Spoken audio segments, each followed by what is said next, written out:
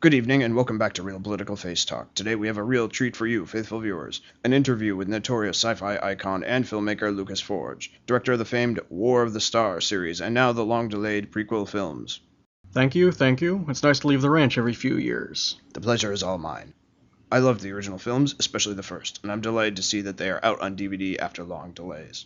Yes, after the success of my colleague's Adventures of Ohio Rosenberg series being released, it seemed like a high-quality home version could finally be achieved. Quality, an interesting term. I noticed you are presenting only the new recut versions of your films.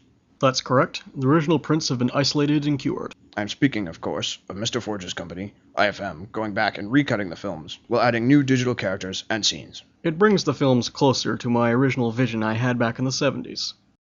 When you wrote them back in the 70s, what of the argument that you could, in fact, be making these films worse? Look, I'm sorry, but these are my films. I don't want to offend anyone, but I made these films for myself, not for anyone else.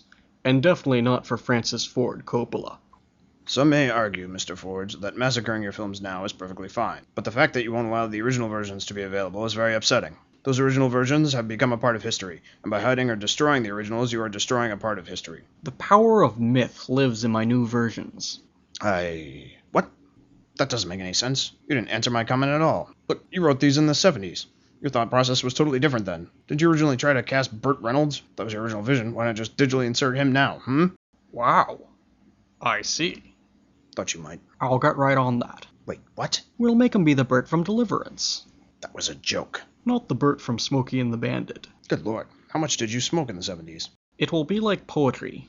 A beautiful haiku. No. You can't do that. The power of myth by using technology to add Burt Reynolds. That won't work. Yes, it does. 575. Look, it's not just the War of the Star series. You've recut and added digital effects to your first theatrical feature, DTX 2269. Ah, yes. Symbolic, don't you think? Come again? Symbolic. The last digits of my film title. 69? Ho ho ho. Oh, come on, grow up. Oh, just an example of the depth of my poetry. Look, you lunatic, that's not the direction I want to take this interview. 69? No, not 69! Never done it, have we? Ho ho ho ho. Look, I've got this quote of yours that I'm going to paraphrase. You said you were very concerned with national heritage. That's right. You said you were concerned that the films that you saw when you were a child will not be preserved for future generations. Yes. Well, aren't you doing the opposite with your films? You're welcome to make as many edits and versions as you like, but keeping the originals from the public or destroying them altogether is hurting our national heritage, wouldn't you say?